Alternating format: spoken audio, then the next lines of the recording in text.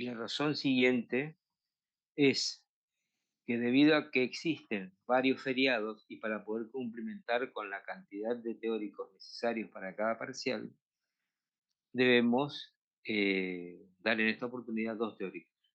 Eso por un lado. Por otro lado, el segundo teórico de hoy es el cuarto teórico, es decir, la cuarta unidad temática que va a entrar en el primer parcial del día 16 de abril. Ese día 16 de abril vamos a tomar el parcial a las 7 de la mañana hasta las 8, de modo tal que ustedes tengan la posibilidad de trabajar de 8 a 9 de la mañana. El parcial es un parcial estructurado de respuestas múltiples o multiple choice, ¿sí? Con 3 opciones y un enunciado en positivo. Así que eso lo vamos a hacer el día miércoles 16 de abril a las 7 de la mañana. ¿Alguna pregunta respecto del parcial y de los contenidos? Hola, ¿me escuchan? ¿Me escucha, profe? Bueno, en el aula virtual ustedes habrán visto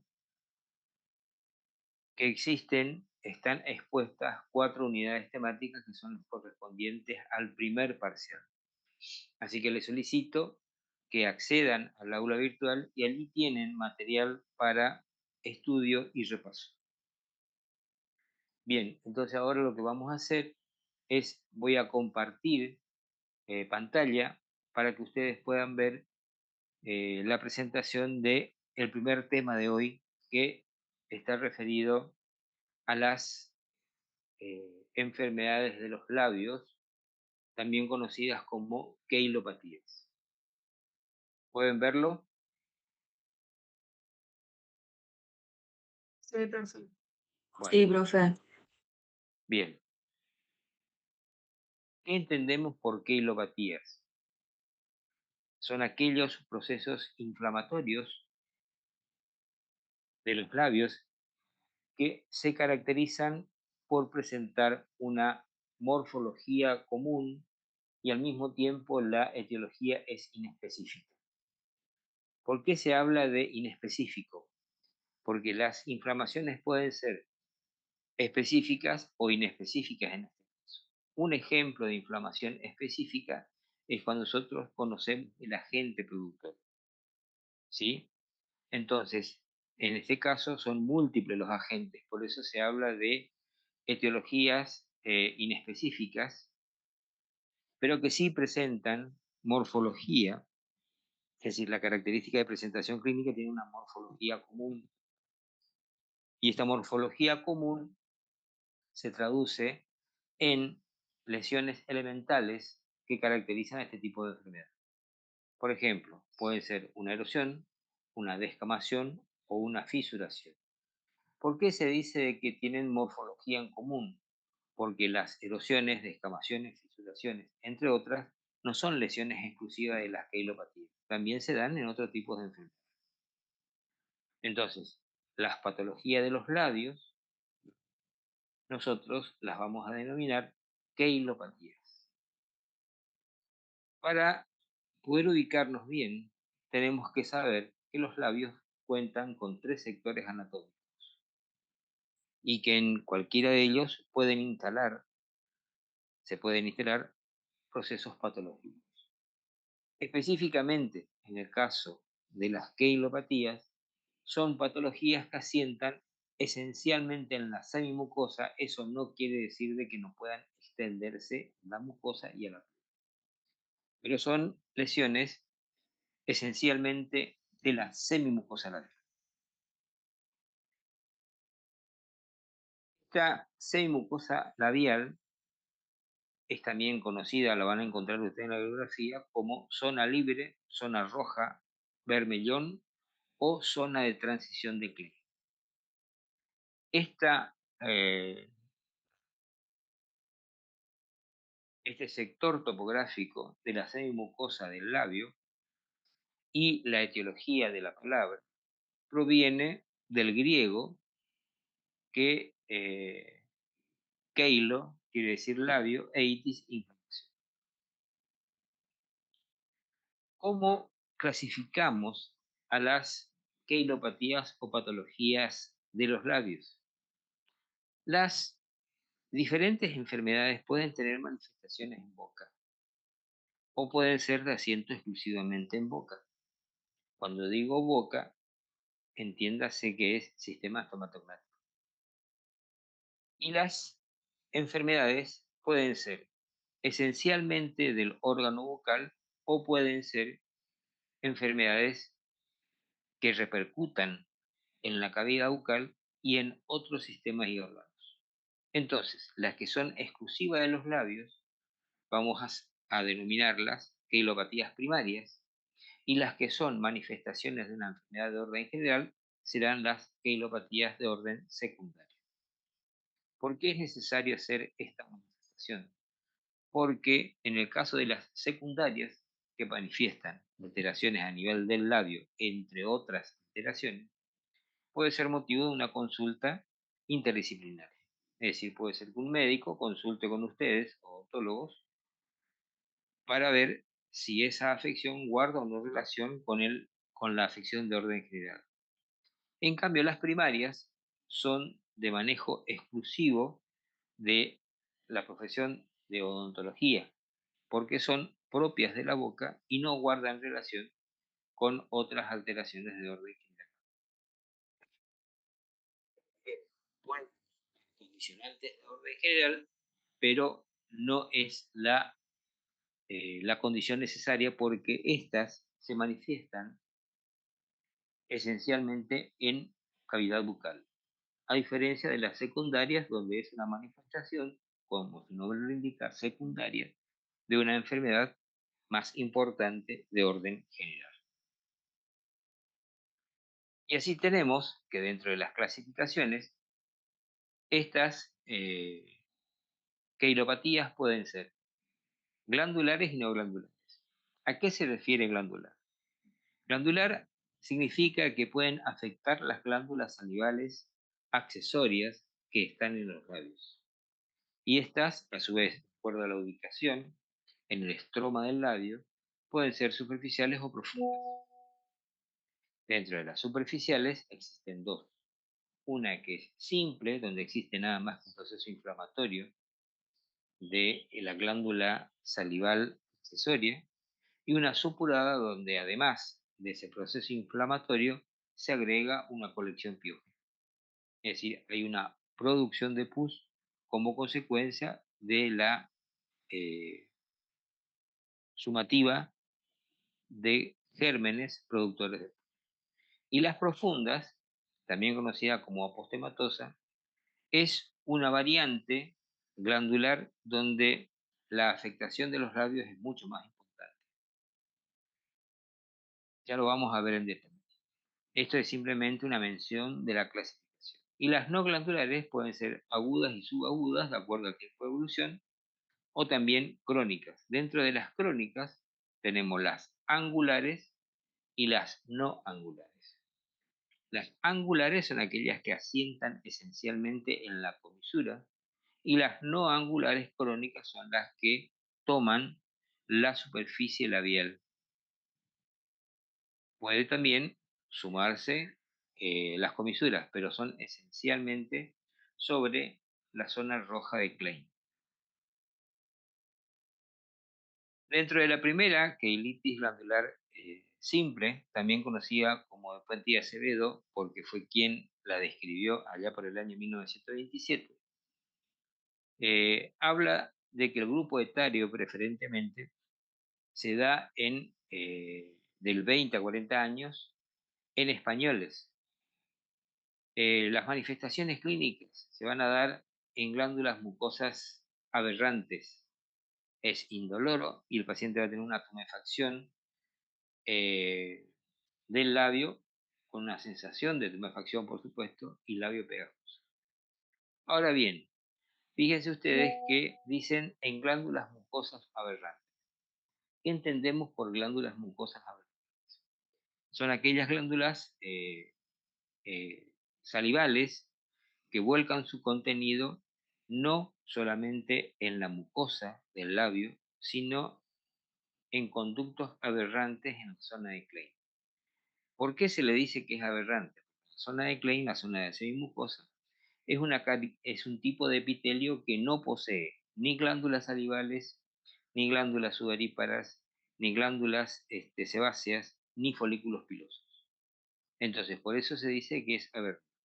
Y la característica de la semimucosa es de ser un epitelio cuya superficie se mantiene seco.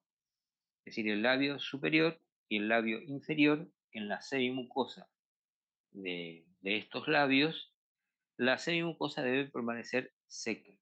De allí que existen algunas alteraciones por el exceso de humidificación de los labios que se dan en algunos pacientes. Es decir, ya lo vamos a ver dentro de las causas etiológicas. Esta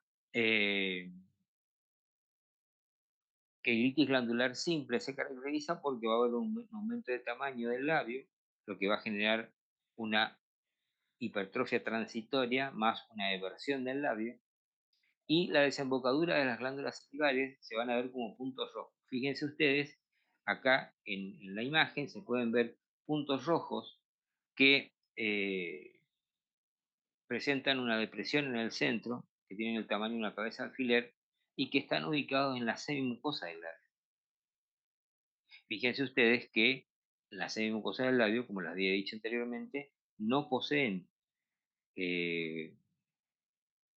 ningún tipo de glándulas sebáceas, ni sudoríparas, ni salivales, ni folículos pilosos.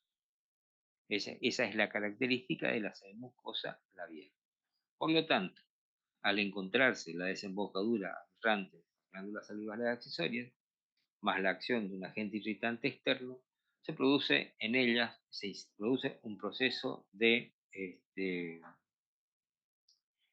un proceso inflamatorio, lo que lleva a la conformación de este tipo de alteraciones que se ven como puntos rojos, deprimidos, del tamaño de la cabeza de un alfiler, que van a estar ubicados en la franja central del labio, que van a tener un halo blanquecino, leucoplasiforme, y no superan la cantidad de 20. Ahora bien, si ustedes el labio en esas condiciones lo secan y esperan, van a observar que se van a formar pequeñas gotas de rocío, como pequeñas gotitas en los conductos de desembocadura, en los orificios de desembocadura de las glándulas salivales accesorias que están afectadas. Esa salida de saliva en los conductos, a través de los conductos hacia la superficie, se va a conocer con el nombre de signo de la gota de rocío. Cuando esa secreción se deshidrata, va a formar costras en las superficies. Y van a ver que ustedes, al la maniobra de palpación, van a encontrar sensación de perdigones en sensación de perdigones en el interior del labio, que son las glándulas salivales que están hipertrofiadas. Además, a nivel de la semimucosa del labio, van a observar arrugas y pliegues y, por supuesto, la descamación que se produce como consecuencia de el desprendimiento de las costras que se forman como secreción de las glándulas salivales, es decir, como la desecación de la secreción de las glándulas salivales lleva a la formación de costras.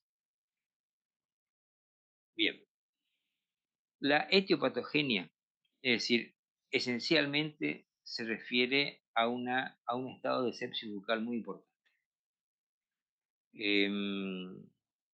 que va a ser la noxa, que va a desencadenar el proceso inflamatorio inespecífico de los labios. En este caso va a afectar a las glándulas salivales accesorias, estas se van a edematizar y va a generar todo el cuadro. ¿Cómo lo van a ustedes observar clínicamente? Y en base a esto van a realizar el diagnóstico.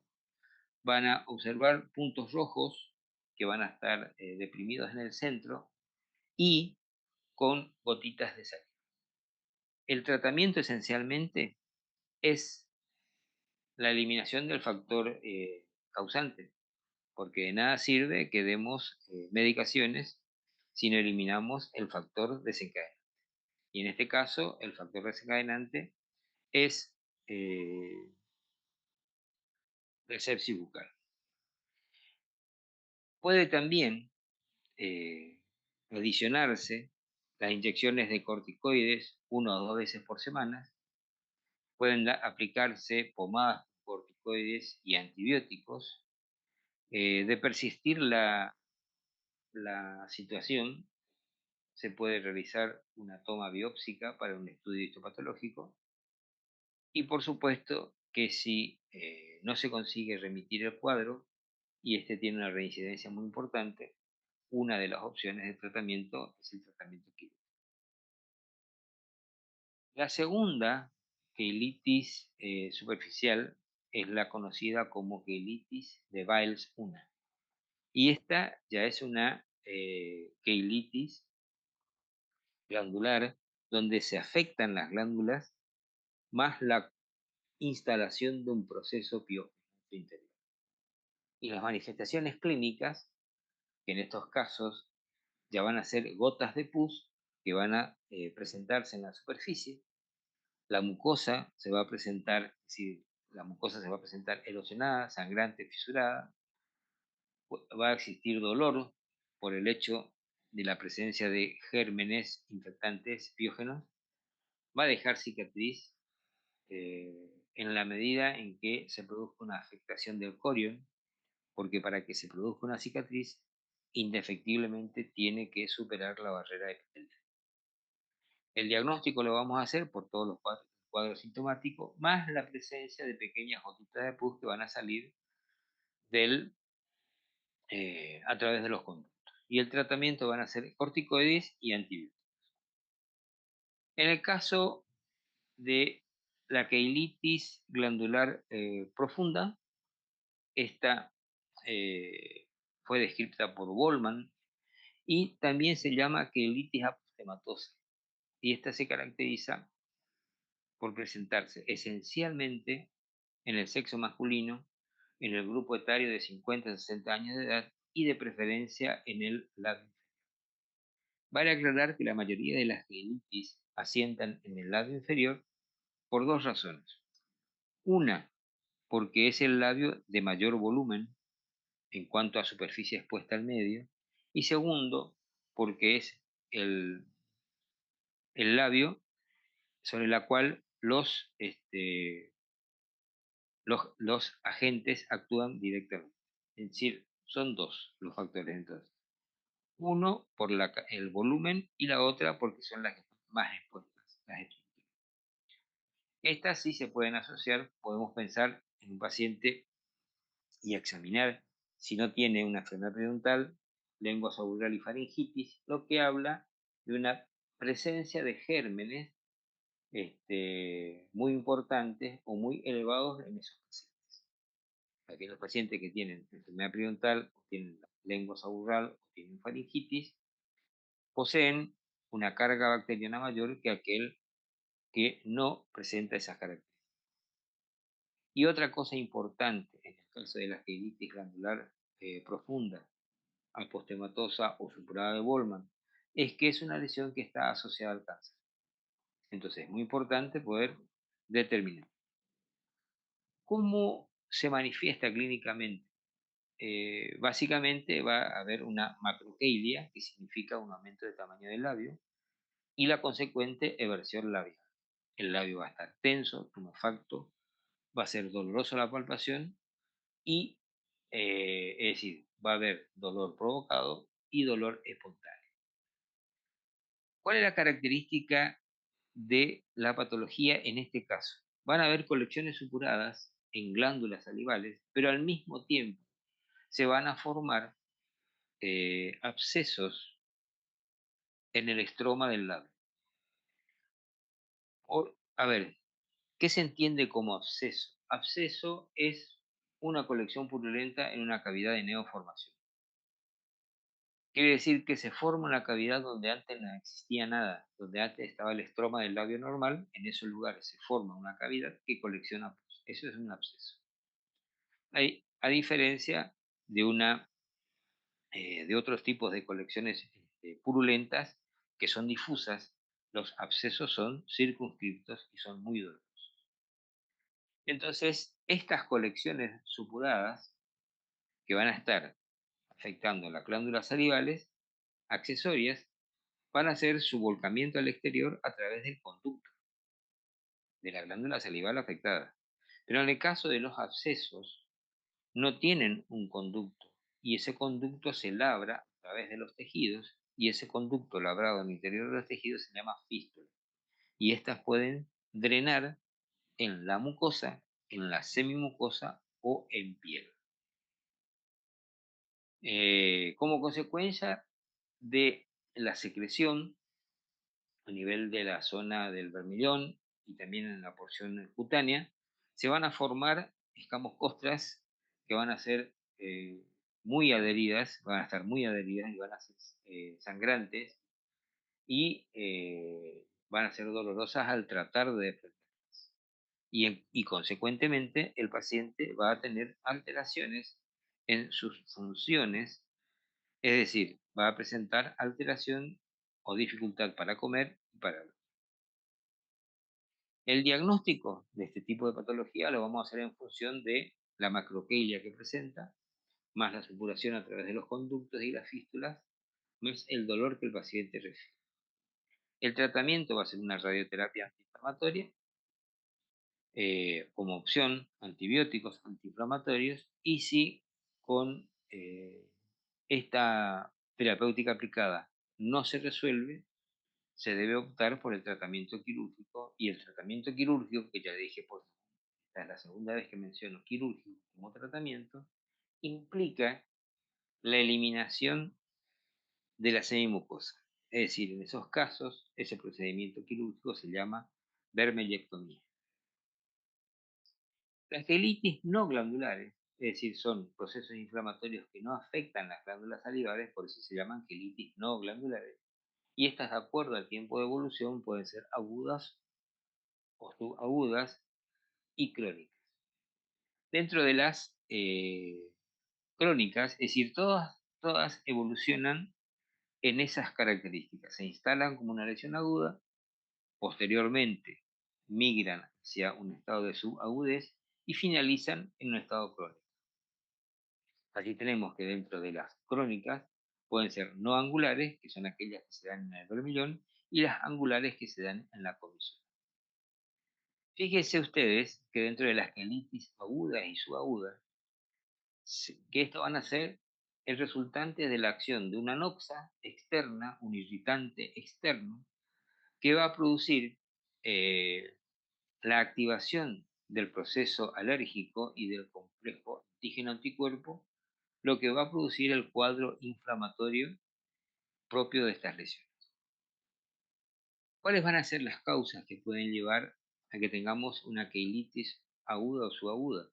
Pueden ser el uso de contactantes, por ejemplo, eh, cosméticos, alimentos o golosinas, algunas pastas dentales, algunos cepillos dentales, es decir, los componentes de estos elementos son los que generan ese proceso alérgico y el complejo antígeno. También pueden ser metales que están generalmente en los estuches de los perfumes y demás, que hacen que puedan entrar en contacto con los labios o con los dedos y las manos del paciente, y a su vez esto los transmiten a los labios. Pueden ser también medicamentos de uso local, prótesis, algunas plantas, agentes físicos, y bien importante, fíjense el primero de todos, que es luz solar. Y eso ya merece un tratamiento aparte, porque la luz solar en sí genera un tipo de queilitis muy particular.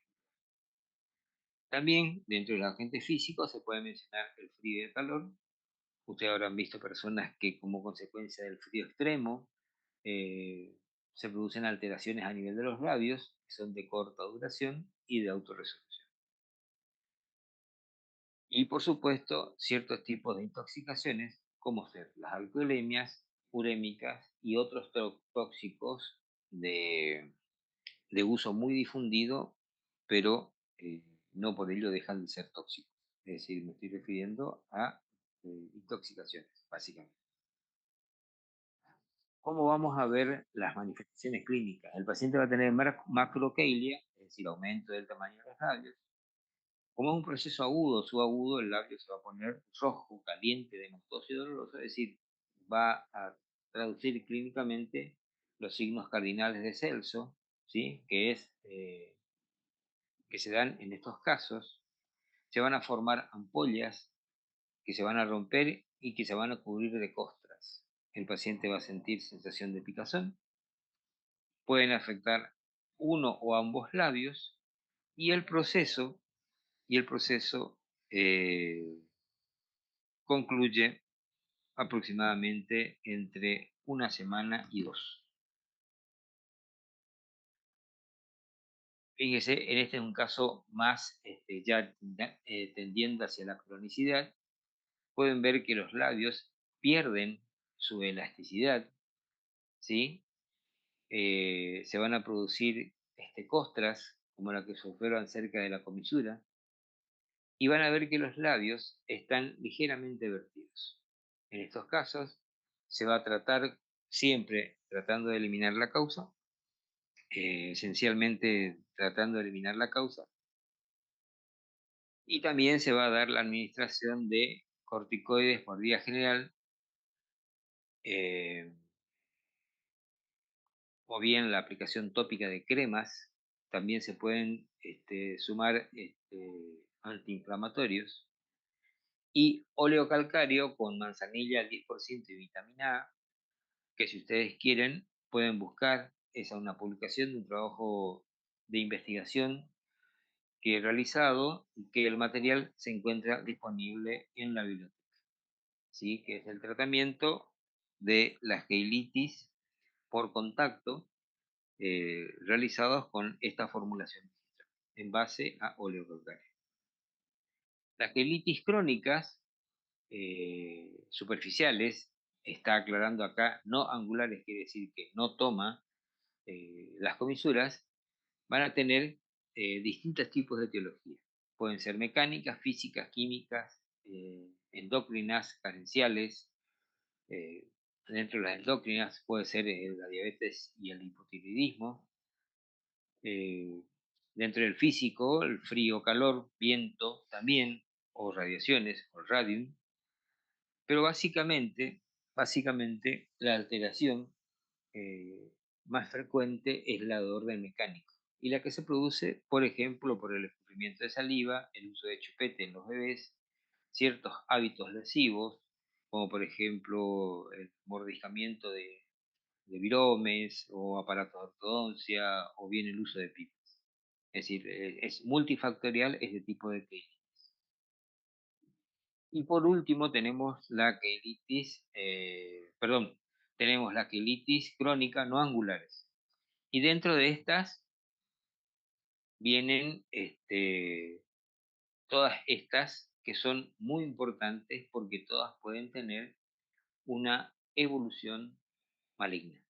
Es decir, tienen una alta potencialidad de transformación maligna. Entre todas ellas tenemos tres. Una que es de origen físico, que es una quelitis descamativa foliativa crónica, y cuyo nombre específico es quelitis exfoliativa actínica o quelitis actínica. Luego existen otras dos, con una incidencia un poco menor, que es la quelitis fisurada crónica y la quelitis erosiva o abrasiva. En el caso de la quelitis descamativa foliativa crónica, se da incidencia en cualquier edad y sexo y tiene ubicación preferencia en el labio inferior de acuerdo a las características que le había mencionado. Se caracteriza porque en la superficie del labio se van a instalar, se van a formar láminas que al tratar de desprenderlas se pueden romper. El labio va a estar rojo, evertido y edematoso y húmedo por la salivación que el paciente habitualmente le suma.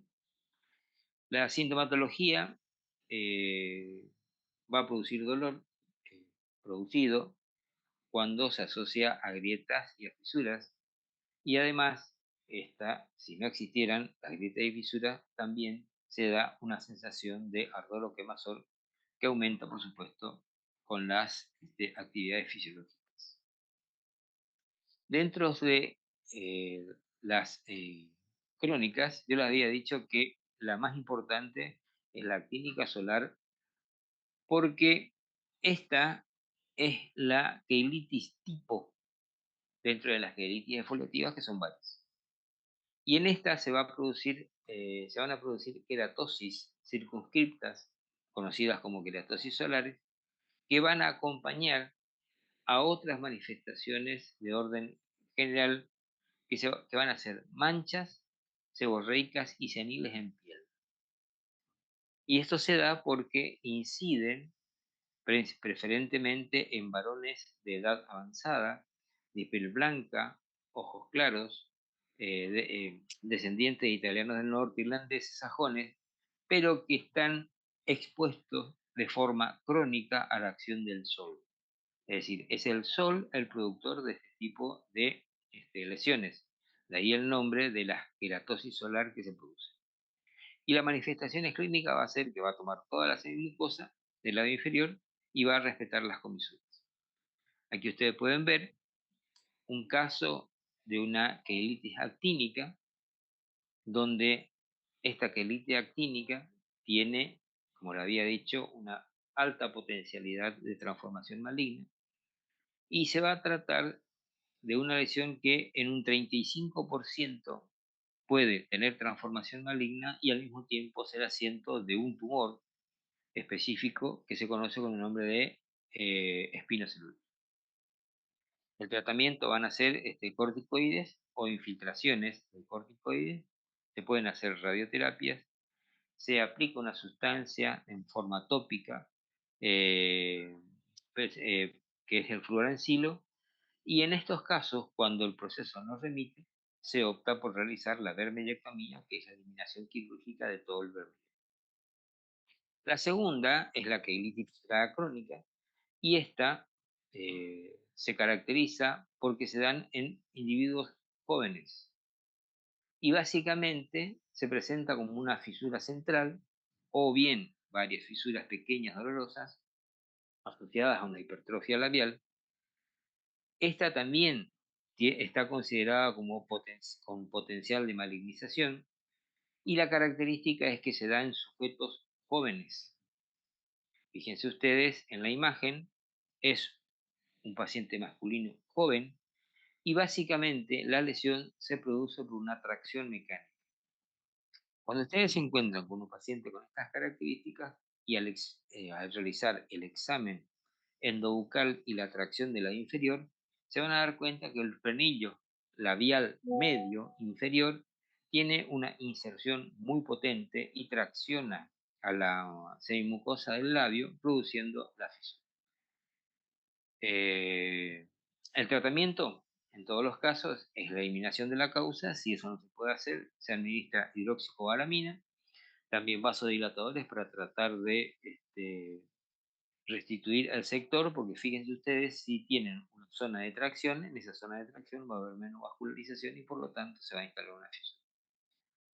Y se pueden dar otras formulaciones magistrales, como el bálsamo del comendador, o bien, si la situación no mejora con eso, el tratamiento es quirúrgico y consiste en la remoción de la fisura y en el remodelado del frenillo que está produciendo esta patología. Otra más, y fíjense ustedes que debajo en rojo figura epitelioma espinocelular, es la queilitis erosiva o abrasiva. Esta fue descrita en 1933 se da de preferencia en el sexo masculino, entre los 50 y 60 años de edad, y las condiciones para que se instalen es un mal estado higiénico bucal, que pueden ser causas físico-químicas, es decir, de todas las que mencionamos, también se manifiestan en estas, causas neurovegetativas o bien desequilibrios hormonales, entre otros. Pero básicamente es el mal estado higiénico bucal el factor principal. Y aquí ustedes pueden ver la manifestación clínica, donde se ve la erosión de la mucosa del labio inferior, que tiene una forma, esencialmente una forma ovalada, pero aquí en la imagen ustedes ven una lesión alargada, irregular, ¿sí? Que va a presentar un color rojo, intenso, brillante, de acuerdo a la superficie que abarca, y van a tener contornos bien definidos, con una característica que el piso de la lesión va a estar ligeramente elevado, y eso se conoce con el nombre de hernia, y va a tener dolor espontáneo y también dolor provocado. Entonces, estas lesiones, que son de manifestación crónica, son muy importantes de determinar, y deben realizar estudios biópsicos para, para determinar las características histopatológicas de la lesión e indicar, por un lado, eh, la administración de fármacos, ya sean de orden general o tópicos, o bien indicar un tratamiento quirúrgico de eliminación del verme. Si se indica tratamiento farmacológico, va a ser a expensa de la administración de hialuronidasa, y también se puede dar combinado la hialuronidasa con novocaína intralesionalmente, porque la lesión es dolorosa en forma espontánea y también a la población. Entonces, ese es el tratamiento propuesto. Si farmacológico, si con esto no remite, indefectiblemente se debe ir la eliminación del sector afectado, es decir, de la vermeyectomía. Y por último tenemos la queilitis angulares, y las queilitis angulares se conocen también como queilitis comisurales y en algunos casos perlech. Perlech es un término francés. Entonces, la etiología de las mismas van a ser variadas. Puede ser pérdida de dimensión vertical, la presencia de prótesis, la colonización de Candida albicans en el sector, puede ser como consecuencia del escurrimiento de saliva, puede ser una de consecuencia microbiana, puede ser también por anemias, por hipovitaminosis, esencialmente la hipovitaminosis B. Es decir, fíjense que existen factores externos e internos que son muy comunes, y es fácil de determinar cuál es el factor etiológico del.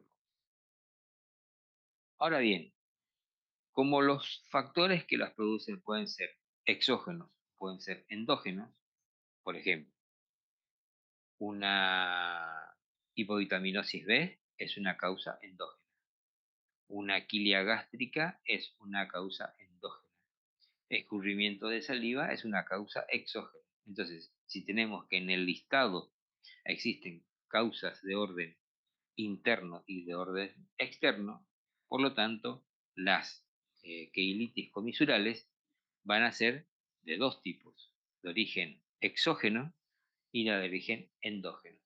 Las de origen exógeno se van a presentar clínicamente con una única fisura, que se va a encontrar que va a ser una fisura o grieta que va a estar macerada y profunda.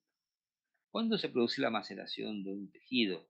Cuando está expuesto de forma crónica a una secreción, lo que hace que se transforme la superficie y se produzca la maceración del tejido. Las de origen endógeno, estas se van a presentar ya con grietas múltiples, transversales, y va a haber mínima inflamación. Entonces ustedes, de acuerdo a la característica clínica, pueden determinar o pueden tener un esbozo en su diagnóstico presuntivo de cuál puede ser la causa que puede estar llevando a esta queilitis comisural.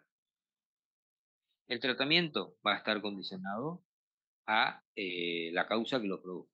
Es decir, nosotros tenemos que determinar si el factor es exógeno o endógeno eh, y en base a ello proceder. Y si la lesión no remite, ya sea con el control de los hábitos o la administración de medicamentos, no queda otra que la extirpación quirúrgica en los casos rebeldes. Bueno, ¿quieren hacer alguna pregunta al respecto?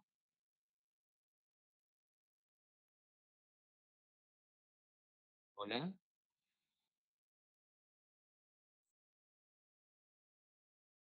¿Quieren hacer alguna pregunta al respecto? No, profe. Estamos, doctor, gracias. ¿Cómo?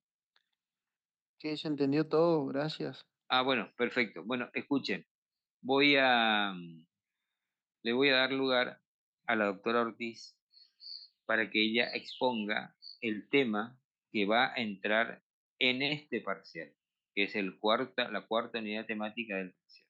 ¿Sí? Así que va a proceder a compartir su pantalla y yo me mantengo acá en el aula por cualquier cuestión que ustedes precisen.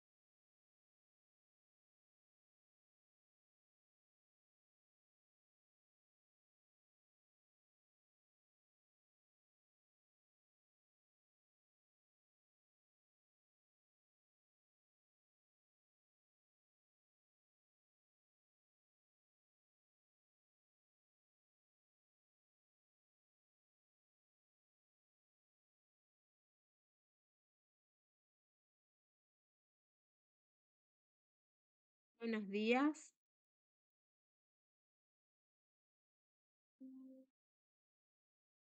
¿Me escuchan? Sí, profe.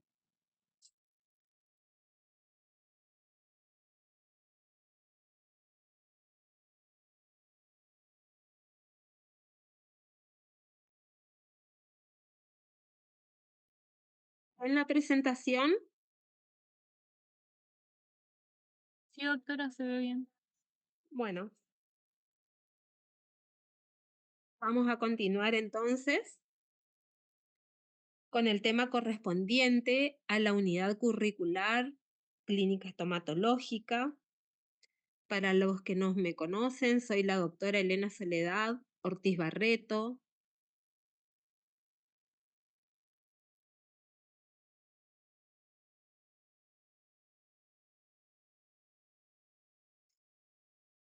El tema correspondiente que voy a desarrollar es el de glosopatías o enfermedades propias de la lengua. Corrientemente se la denomina glositis y seguro van a encontrar así en los diferentes textos bajo esta denominación. Pero si hacemos el análisis etimológico de la palabra, donde gloso proviene del griego gloso, que refiere al órgano lingual, e itis significa que existe un proceso inflamatorio, se entiende por lo tanto que la glositis no sería otra cosa que la inflamación de la lengua. Por lo tanto, este término no es tan exacto, ya que cuando desarrollemos la clasificación, verán que algunas patologías son inflamatorias, otras malformativas, otras funcionales. De esta manera se demuestra que el término glositis no abarca la totalidad de las afecciones de la lengua. Y en consecuencia, el término correcto sería glosopatías o enfermedades propias de la lengua. Pero adoptaremos como válido el término de glositis, ya que en la mayoría de los textos se la conoce de esa forma. Para ello es importante mencionar un concepto de glosopatías donde vamos a decir que se conoce como tal el conjunto de afecciones que tienen asiento en lengua, de variada etiología y que no pueden ser observadas en otra parte del organismo, comprometiendo su aspecto, estructura, forma, función y tamaño. Antes de considerar en detalle las diversas patologías que comprenden las glosopatías, vamos a recordar algunas características de la lengua. Como bien sabemos que la lengua es un órgano muscular que está sostenido por un esqueleto osteoligamento cartilaginoso que presenta dos porciones. Una porción posterior denominada faringia, raíz o base y una porción anterior denominada bucal o cuerpo. Y a su vez, por supuesto, tiene un dorso. Mi puntero no. Un dorso, un vientre, una punta y bordes.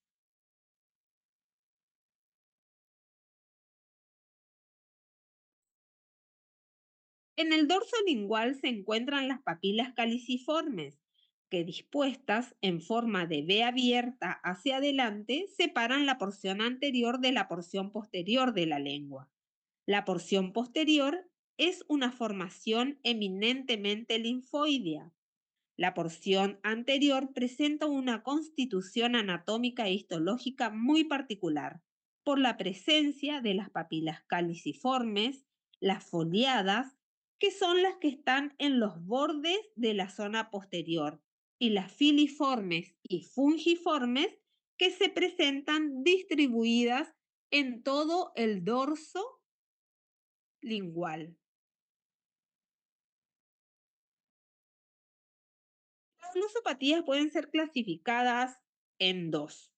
Uno, primarias o glosopatías propias del órgano lingual y dos, secundarias o glosopatías que se las reconocen como integrantes de cuadros patológicos más complejos. De las glosopatías secundarias, solamente les voy a mencionar ejemplos. Existe la lengua sándwich, la lengua magenta. Estas son resultantes de una alteración de vitaminas. También tenemos a la lengua triangular, a la lengua frambuesada, que se observan en el transcurso de periodos evolutivos de la escarlatina. La lengua antibiótica dolorosa de Lehner, que se desarrolla en las micosis superficiales, y otras tantas. vamos a comenzar a desarrollar la clasificación de cuadros patológicos que afectan al órgano lingual. Primero, vamos a mencionar a las producidas por alteraciones del desarrollo. Segundo, a las producidas por alteraciones del funcionalismo o movimiento lingual. Tercero, a las producidas por alteraciones de las papilas, ubicadas en la cara dorsal de la lengua.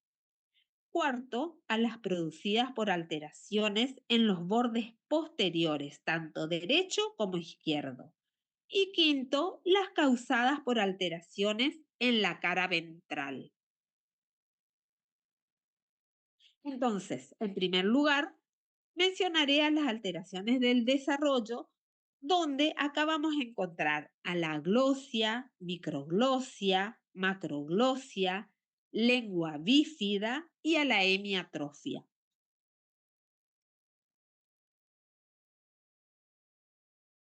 La aglosia o aplasia lingual, denominada también como tal, no existe, porque sabemos que etimológicamente aglosia quiere decir a sin glosia lengua, o sea, sería sin lengua. Eso no existe.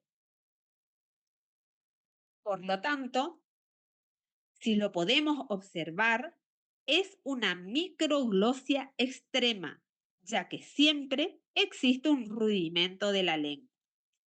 Es frecuente observar en pacientes que presentan otras anomalías de orden sistémico, como en los síndromes, y por lo general las anomalías se encuentran ubicadas en los miembros, en las manos y en los pies del individuo. En estos pacientes se observa un rudimento lingual que no cumple con la función de ser estímulo para el desarrollo mandibular, dando como resultado la típica facie de cara de pájaro. Aquí las glándulas salivales del piso de boca, las sublinguales, aparentan estar hipertrofiadas, aumentadas de tamaño, pero en realidad tienen un desarrollo normal. Lo que sucede es que el continente es pequeño, dando la apariencia de una pseudohipertrofia. La microglosia no tiene predilección por el sexo ni es de causa genética. La causa debe buscarse en factores congénitos como agresiones fetales producidas en las primeras semanas de desarrollo en el útero, o por medicaciones o por intoxicaciones, por hipovitaminas, por radiaciones, por infecciones virales y o por estrés. La macroglosia se considera al agrandamiento de la lengua en todas sus dimensiones, tanto antero-posterior como transversal, aunque también en uno solo de ellos, como por ejemplo en sentido antero-posterior solamente. Para considerar que estamos ante la presencia realmente de una macroglosia, debemos realizarle una prueba al paciente, que consiste en pedirle que protruya al máximo su lengua. Y así podremos observar que los bordes de la lengua se apoyan en las comisuras y la desplaza a las comisuras hacia afuera, mientras que la punta de la lengua debe alcanzar el mentón. Es difícil determinar cuándo una lengua deja de ser normal para ser considerada aumentada de tamaño, debido a que muchas veces el continente, es decir, el límite que lo aloja es pequeño, debido a un micronasomentonismo, por ejemplo. Entonces, la lengua aparenta ser grande y la misma presenta indentaciones en sus bordes. Es un signo que caracteriza a las macroglosias verdaderas, cuando en realidad debería ser considerada una pseudomacroglosia. También podemos encontrar lo que se denomina combinación, cuando en algunos pacientes su lengua escrotal, da la imagen de macroglosia. Cuando sacan la lengua de la cavidad bucal, ya que los surcos se despliegan al abrirse y se incrementa el tamaño en sentido lateral y anteroposterior. Además, podemos encontrar la denominación casos graves, que consiste cuando los adultos, su lengua sale de la boca, dejando entreabriendo el orificio bucal, y se observa el escurrimiento salival constante. Como consecuencia de ese escurrimiento, hay presencia de maceración de los labios. La superficie del dorso se seca y puede presentar fisuras y erosiones que se infectan secundariamente. A diferencia de los recién nacidos, cuando la macroglosia es malformativa, casi no se nota, salvo que se manifieste prolapsado. Recuerden entonces que la macroglosia se observa recién a los 3 años de vida y que a los 15 años presenta su deformación máxima. Las alteraciones que se observan en la macroglosia es la dificultad para la succión, altera también la aprehensión de alimento y la masticación, el lenguaje lo vuelve ininteligible, siendo su aspecto triste y grotesco. El aumento de la potencia de la masa muscular hace que se modifique el patrón de crecimiento de la mandíbula, produciéndose promentonismo por el empuje lingual. Se altera también el alineamiento dentario inferior, dando una mordida abierta por interposición lingual. El tratamiento es quirúrgico.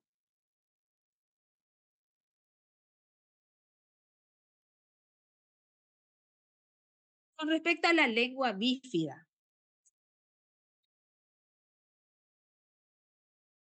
se debe a la falta de fusión, que puede ser parcial o completa, de los tubérculos laterales. Respecto a la extensión de la falta de fusión, la división puede afectar la punta, que es la más frecuente de observar, o dicha división extenderse hacia más atrás, hacia el agujero ciego o repliegue gloso-epiglótico mediano. Si la separación es bien profunda,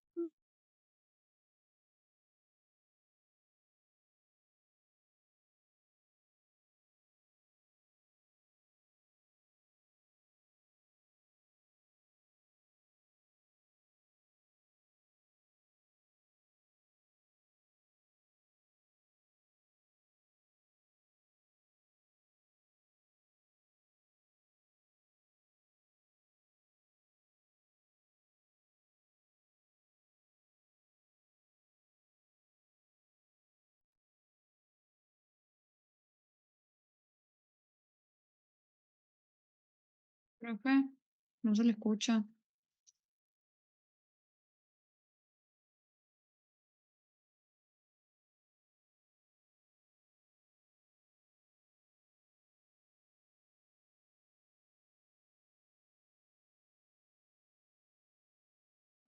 Bueno, vamos a esperar un momento, porque parece que se hubo un corte en la señal de Wi-Fi.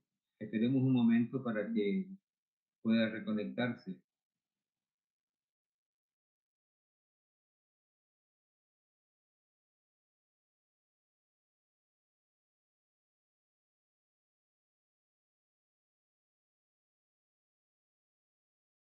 ¿me escuchan?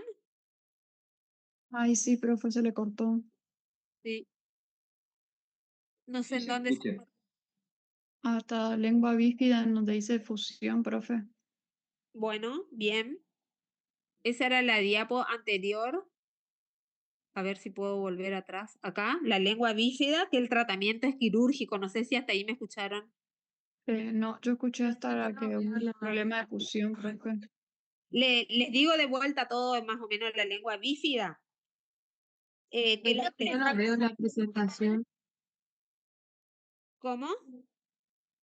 No se observa el power, profe. Ouch. Bien. Capaz que tengo que conectar todo de vuelta, che.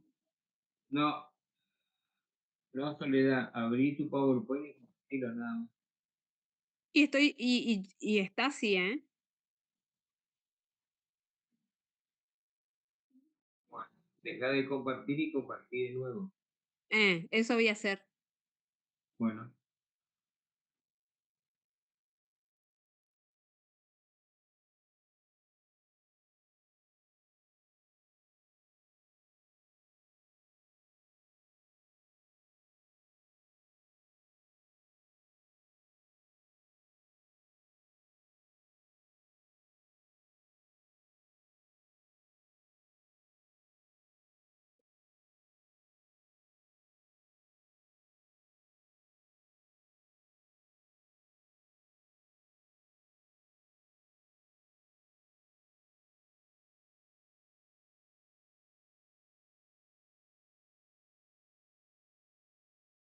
Mm.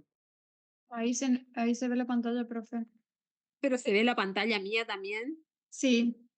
Si usted agranda el power por ahí. La taparon. pon en presentación y compartilo. Compartir la ventana. Ahí A está en ver, presentación, pero se ve mi fondo. no importa. Ay, ahí apagué encima. Bueno, escucha. Escucha, y ahora no sé qué hacer. No, anda con tu PowerPoint hasta la ficha donde, hasta la diapositiva donde estabas presentando. Y ¿Ustedes están viendo el power? Yo no veo. No, profe, se ve estamos tu viendo su fondo de fondo. pantalla. Y por eso no sé cómo cerrar eso. No, hace una cosa. Compartí tu PowerPoint y listo. Nada más. Bueno, por eso. ¿Está listo? Fondo de pantalla. Ah, sí. No, no puedo. Parece que tengo que apagar todo. No, vos estás adentro del. Pues si no, nosotros lo veríamos. Porque lo que tenés que hacer es fijarte abajo en la barra de tareas, por se minimizó todo. ¿Entiendes? No, no puedo, porque se me quedó fijo mi fondo de pantalla que veo yo.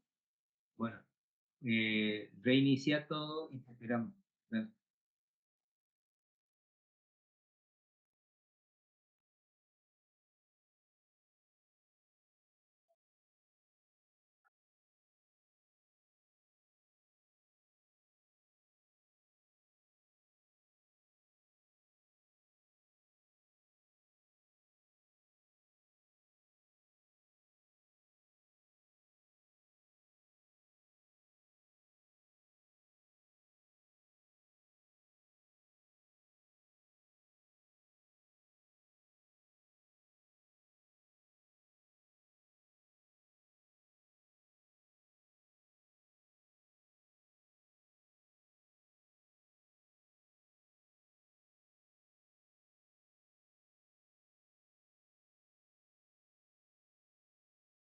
¿Algo así? Sí, profe, se ve su power. Sí, ahora se ve.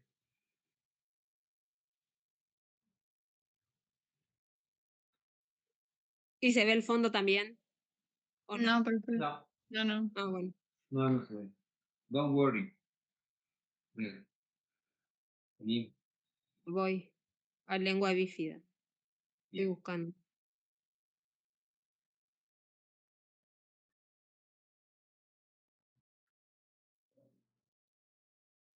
Ahí está.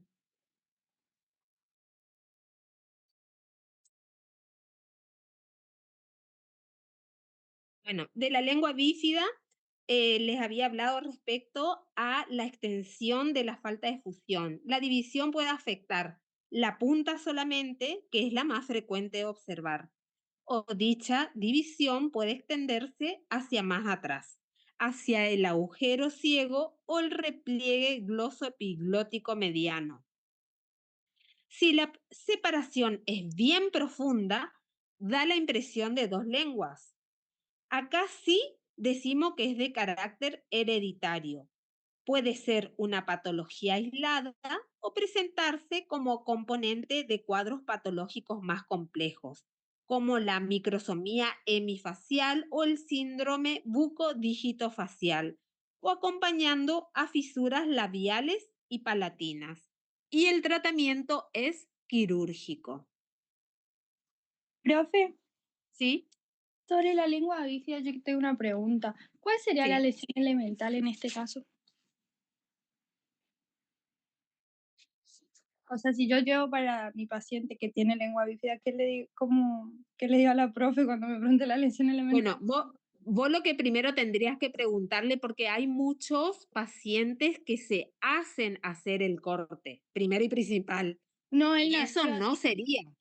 nació así, Nació no, así. y no tiene hasta la mitad, tiene la punta de la lengua nomás.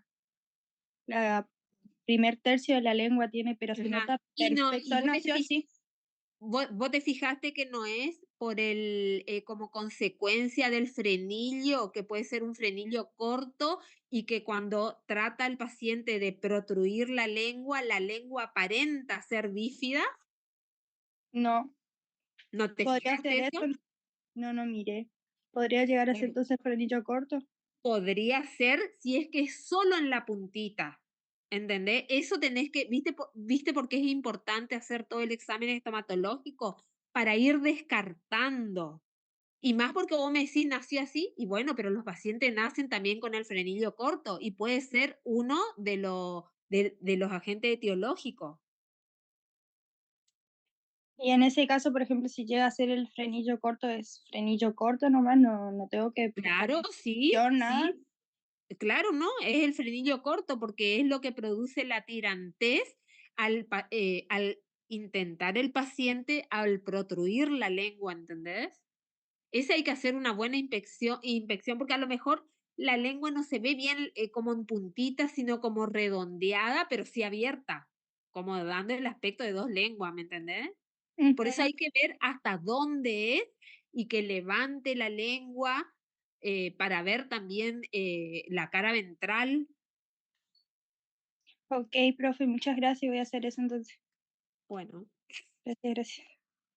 Profe, y una pregunta. En el caso de que la paciente tenga frenillo corto, ¿me sirve ajá. igual como paciente o no Claro me que sirve? sí. Ah, Claro que sí, y te digo más, tenés un montón de cosas ahora cuando lleguemos al frenillo corto, las pruebas que vos tenés que hacer al paciente para decir sí, estoy ante la presencia realmente de un frenillo corto. Y todo eso en el estado actual tienen que escribir para saber que realmente es así. Es como para que ustedes puedan, cuando la doctora a ustedes le pregunte, ¿por qué vos llegaste a ese diagnóstico? Vos tenés la respuesta del por qué, porque ustedes primero preguntan al paciente. En el estado actual, que es el examen estomatológico, ustedes miran y registran todo, pero en antecedentes de la enfermedad actual, ustedes le hacen preguntas para poder después llegar a un diagnóstico. Y ese antecedente es muy importante porque es lo que ustedes se valen del paciente que le tienen enfrente, que ustedes pueden preguntarle y él les va a contestar. No es como si fuera que están en un laboratorio y no tienen con quién hablar. No, ustedes están con el paciente y no vayan a pensar que el paciente va a venir y le va a hablar y hablar y hablar. Ustedes tienen que direccionar su pregunta hacia lo que ustedes están indagando y están queriendo sacar información del paciente, porque el paciente muchas veces no sabe. A lo mejor le dicen, no me acuerdo, no me duele nunca porque acá el umbral del dolor de ello es súper alto, pero ustedes tienen que tratar de buscar, de relacionar, decirle cuándo fue la última vez, con qué usted se imagina que pudo haber pasado, y preguntarle y direccionar en base a la lectura que ustedes tengan para saber también qué preguntarle, por supuesto. Claro, súper. Gracias, profe. Bueno, vamos a seguir entonces con la hemiatrofia. La hemiatrofia lingual es cuando, fíjense, la mitad de la lengua se presenta poco o nada desarrollada y la otra mitad se encuentra correctamente desarrollada. En segundo lugar, vamos a mencionar las afectadas en el funcionalismo o en el movimiento lingual. Y aquí vamos a tener a la lengua acrobática o de Borelo y Banker y a la anquiloglosia o lengua atada.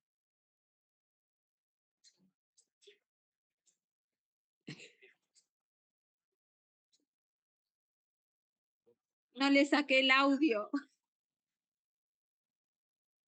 A ver si ahí para. Esto era para que vean cómo la lengua puede ir por detrás de la úvula. ¿Vieron del velo del paladar? ¿El videíto eso? Bueno.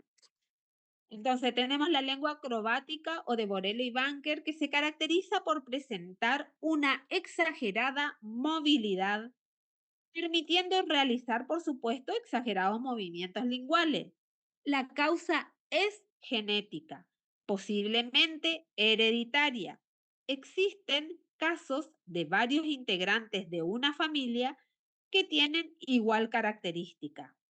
Existen pruebas aquí que debemos pedirle al paciente que las realice para verificar que efectivamente estamos ante la presencia de una lengua acrobática. Las pruebas son que con la punta de su lengua toque la punta de su nariz, luego que con la punta de su lengua alcance el borde inferior del mentón, siguiendo a esto, que lleve la punta de su lengua detrás del velo del paladar y que dé o que logre dar vueltas como tirauzón. Profe, ¿Sí? para que sea lengua acrobática, ¿tiene que poder hacer todo eso? O que, por ejemplo, si toque la punta de su nariz ya es lengua acrobática.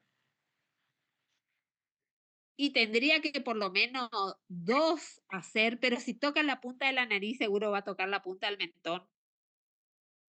A lo mejor no puede llevar detrás del velo del paladar, pero porque nunca hizo y porque a lo mejor le da arcada, ¿me entendés? Porque de por sí son lenguas que producen arcadas porque son más grandes que el continente donde lo aloja, ¿entendés? Sí. Bueno, después vamos a tener la otra variedad, que es todo lo opuesto, que sería la anquiloglosia o lengua atada, que se caracteriza por presentar la fijación total o parcial al piso de boca.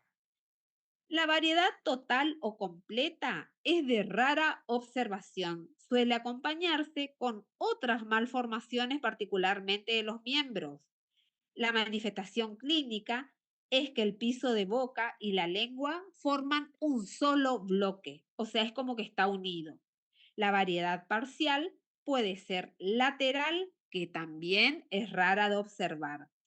Y la variedad mediana, que es la que ustedes pueden observar en la imagen, es la más observada, debido a la presencia del frenillo lingual corto, que fija la lengua al sector anterior del piso de boca en grados variables, permitiendo extenderse hacia la fibromucosa gingival, donde se inserta en forma de bandeleta de 4 a 6 milímetros de ancho.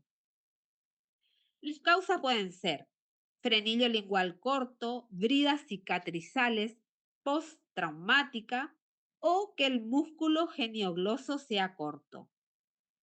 La incidencia es mayor en varones, es de carácter hereditario.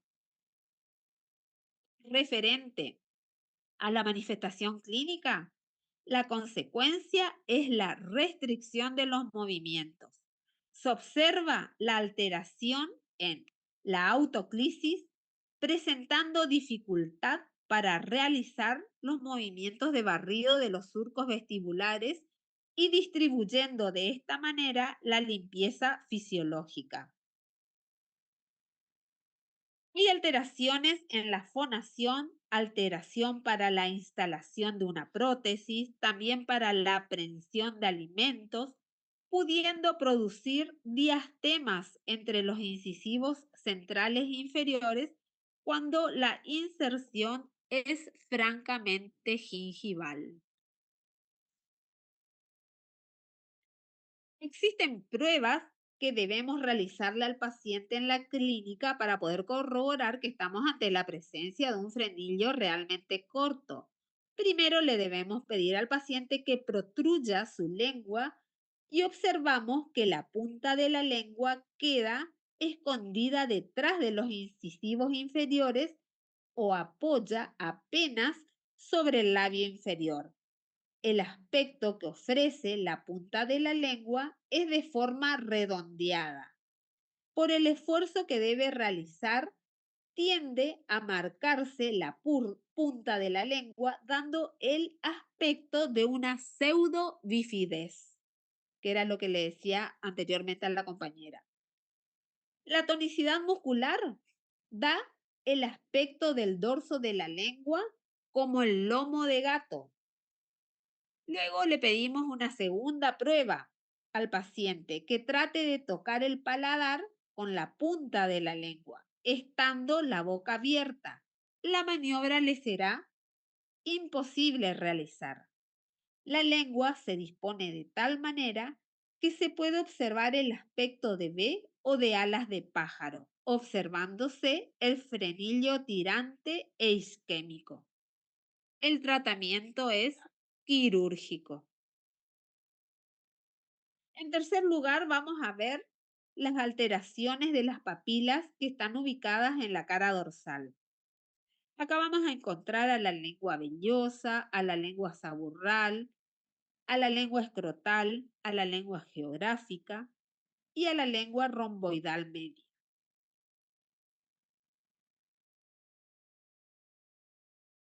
Respecto a la lengua vellosa, la alteración es la hipertrofia de las papilas filiformes por hiperqueratinización.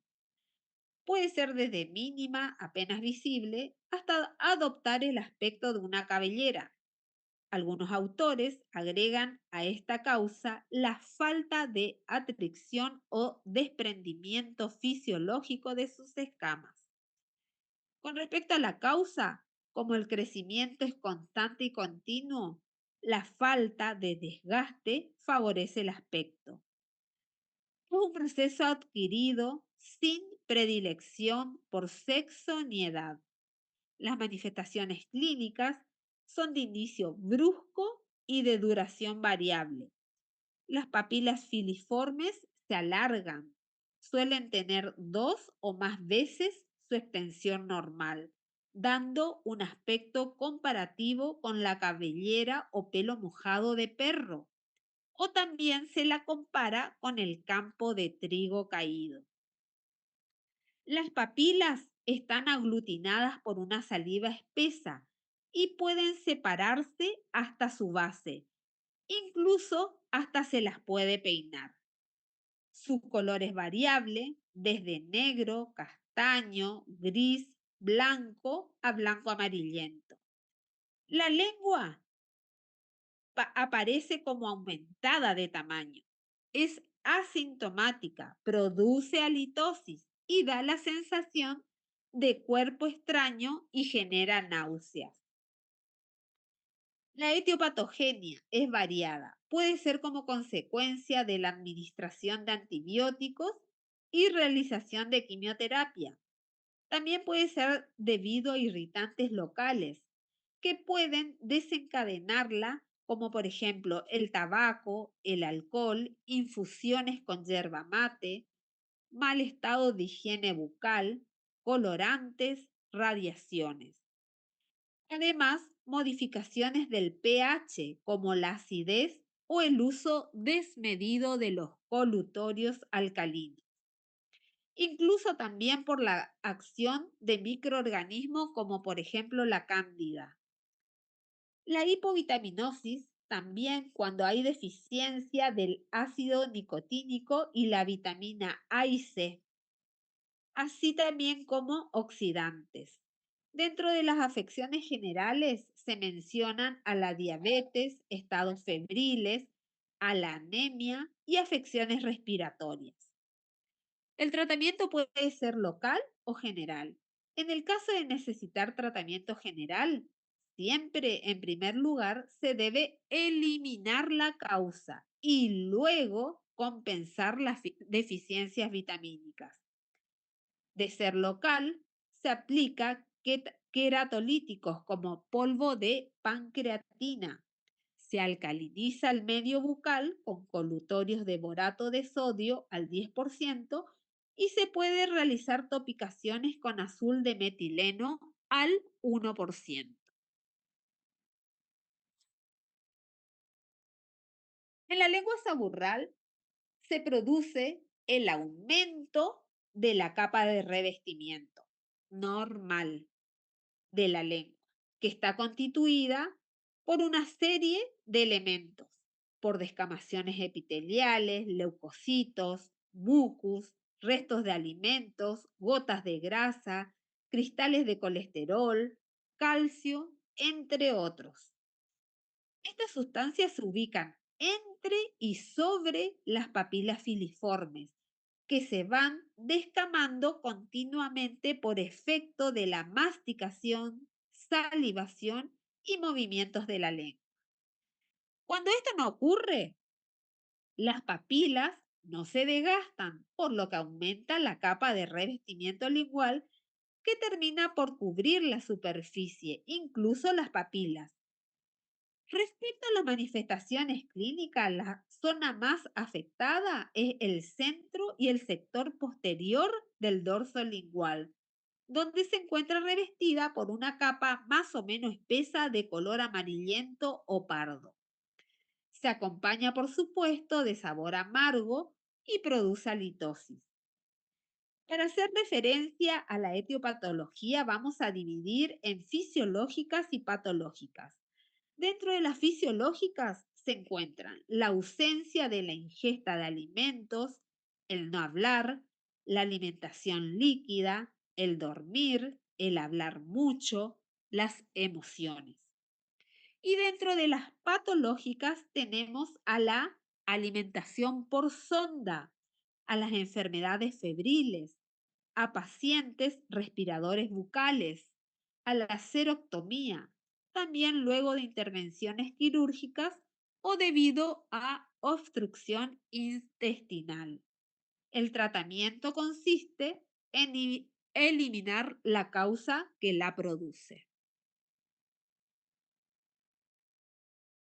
Bueno, la lengua escrotal.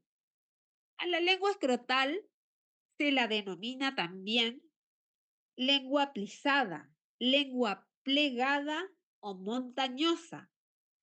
Algunos la llaman fisurada, pero es porque secundariamente esta lengua que presenta surcos puede fisurarse si se lesiona. ¿Estamos? No es que ya aparece la lengua fisurada con fisura, no. Lo que nosotros vemos son surcos que al lesionarse se pueden transformar en una lesión elemental secundaria que sería la fisura. Entonces, los sinónimos correctos serían lengua plisada, plegada, montañosa. La etiología es poco precisa, se cree que es congénita o malformativa. Llama la atención que en distintas estadísticas la incidencia aumenta con la edad, lo que significa que se va constituyendo y adquiriendo las características clásicas con el crecimiento. Existen 4 formas de presentación clínica y son las siguientes. El tipo foliáceo, el tipo transversal, el tipo longitudinal y el tipo cerebriforme. Estos 4 tipos se describen de acuerdo a la disposición que adquieren los surcos, que a su vez van a variar en cuanto a su número, dirección, longitud y profundidad. Comenzaré a describirle el tipo foliáceo, donde les voy a decir que los surcos por lo general nacen de un surco común. Los surcos se dirigen oblicuamente de atrás hacia adelante, sobrepasando los bordes de la lengua y adoptan una disposición como la nervadura de la hoja. Luego les voy a describir el tipo transversal fácilmente. Los surcos van a estar dispuestos perpendicular al eje central. El tipo longitudinal, los surcos van a estar dispuestos paralelo al eje central. Y el tipo cerebriforme van a presentar depresiones que van a seguir diversas direcciones irregulares. No va a haber un surco central, no siempre llegan a los bordes. Los surcos van a estar separando los lóbulos salientes o circunvoluciones, donde las papilas fungiformes se van a destacar netamente. Este tipo de lengua, la escrotal, es asintomática, pero en ocasiones puede doler y es cuando se inflama o se infectan, y es ahí cuando los surcos se transforman en fisuras. Y el dolor es provocado, por supuesto, por la alimentación caliente, picante o muy dulce o ácida. El tratamiento solo se va a realizar si hay fisuras o grietas, pudiéndose aplicar corticoides en forma de hora base, antibióticos, solo si hay infección, o realizar toques con violeta de genciana al 1% y buches con agua oxigenada al 3%. Luego vamos a tener a la lengua geográfica, denominada también glositis efoliativa y marginal. Se le asigna sinónimos como descamación marginal y aberrante en áreas, además efoliaciones en áreas y también glositis migratoria. Referente a la etiopatología es discutida. Se dice que es inflamatoria, malformativa, debido a trastornos químicos, a factores emocionales, también puede ser por trastornos menstruales. El grupo etario que abarca está comprometido en niños entre 4 y 4 años y medio. Se da con mayor incidencia en mujeres sin predilección por la raza. Para hablar de las manifestaciones clínicas, comenzaré por la localización en orden de frecuencia diciendo que es en el dorso lingual, en la parte lateral y la zona central. Le sigue en orden de frecuencia los bordes linguales y por último también puede presentarse en la cara ventral. El aspecto que presenta es de forma de círculos u óvulos. También se dice que puede ser forma de arcos, de contornos geográficos de 1 a 2 milímetros o más de ancho y que adoptan disposiciones irregulares. Respecto a la sintomatología, es un proceso asintomático, pero puede haber una sensación de ardor en las zonas despapiladas ante la ingesta de alimentos picantes o ácidos. Algo fundamental de recordar es que con el transcurso de los días, el aspecto clínico es un mismo paciente, se puede modificar notoriamente. Las lesiones elementales que dan origen son, en el centro, una mancha eritematosa con hipotrofia de papilas filiformes en distintos grados, hasta tornarse invisible, llegando a la atrofia papilar, por lo que dicha mancha va disminuyendo gradualmente. en el borde, que es elevado, vamos a encontrar el leucoedema y escamas apenas visibles. Cuando el proceso va curando, se ve la reparación paulatina de las papilas filiformes, que desde la atrofia van aumentando de tamaño, por lo que se denomina hipotrofia, hasta normalizarse su morfología. Las papilas fungiformes se destacan con nitidez, pues no sufren modificación alguna. El tratamiento consiste en que la alimentación no sea irritante. Además, se debe dejar de fumar en caso que lo hiciere, también dejar de beber alcohol, dejar de consumir cualquier tipo de drogas. Y se recomienda tranquilizarle al paciente por la benignidad de la lesión.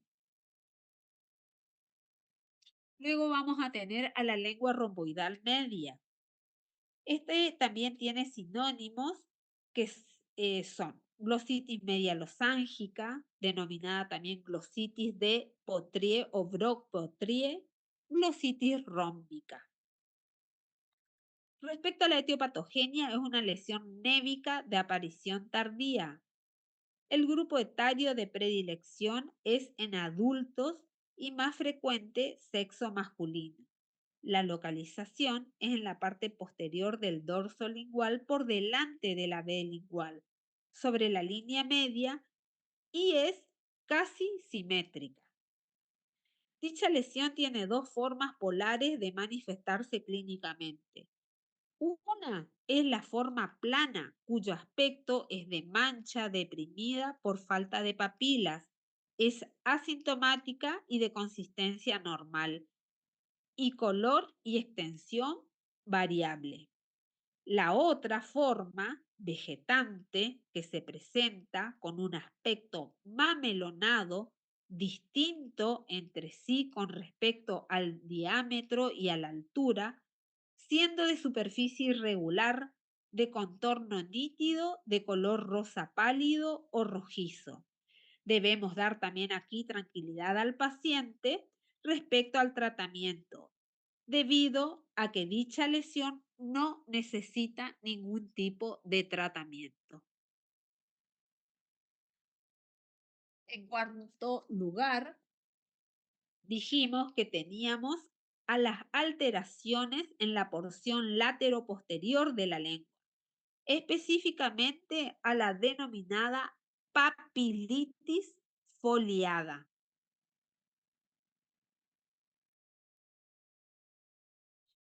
La etiopatogenia de esta puede ser infecciones nasofaringias, infecciones amigdalinas, irritantes por prótesis, irritantes por obstrucciones desbordantes, irritantes por bordes dentarios agudos.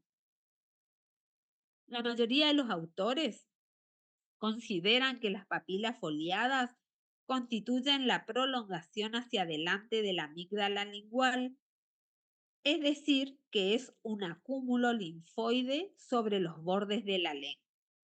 Las manifestaciones clínicas van a estar dadas por papilas foliadas, rojas y aumentadas de tamaño, elevadas y separadas por un surco. El paciente va a manifestar un ligero dolor y un gusto metálico. El aspecto puede ser variable desde un ligero relieve hasta dar lugar a uno o dos o más formaciones de aspecto tumoral. El tratamiento consiste en primer lugar eliminar la causa que la provoca. Se puede realizar la aplicación local de corticoides en hora base y tener presente siempre de tranquilizarle al paciente respecto a la benignidad. Por último, en quinto lugar, vamos a mencionar a las alteraciones que se presentan en la cara ventral de la lengua, donde se encuentra la denominada lengua caviar o varices linguales. La incidencia de dicha lesión aumenta con la edad del paciente, presentándose en mayor medida en el sexo femenino. La etiopatogenia se cree que es producida por insuficiencia venosa. Las manifestaciones clínicas que se van a encontrar son las varicosidades y la fleboctasia. Se denominó lengua caviar por el aspecto particular que presenta, que está dado por las varices, por supuesto, que se manifiestan especialmente en la cara ventral de la lengua y sobre todo en el centro y bordes. Son frecuentes en personas que sufren de varices en los miembros inferiores. En ocasiones las varices son causa de glosodinia. La lengua caviar es una alteración de la vascularización de la lengua. Esta alteración se hace evidente a nivel de los vasos venosos.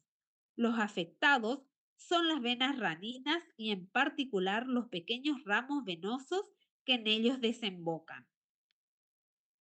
Esta insuficiencia venosa se manifiesta clínicamente mediante la formación de varicosidades, que es la dilatación del vaso venoso trasluciéndose aún más a través de la mucosa, como elementos azulados de trayecto tortuoso.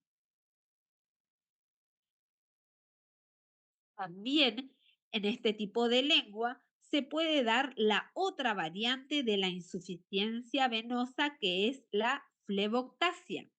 La fleboctasia clínicamente se manifiesta parecida al caviar. Es por eso que este tipo de lengua toma ese nombre mediante la manifestación de elementos generalmente redondeados de color rojo vinoso, resultante del éxtasis o encharque de la sangre. La fleboctasia es la que clínicamente simula el caviar. Son los huevos producto del desove del esturión, que es un pez que vive en los ríos de Europa y Asia. El tratamiento puede ser quirúrgico o medicamentoso. De ser medicamentoso, es el mismo que se utiliza para el tratamiento de las varices de los miembros inferiores. De ser quirúrgico, será solamente si hay glosodinia o hemorragias. Y hasta aquí llegamos. Muchas gracias por la atención.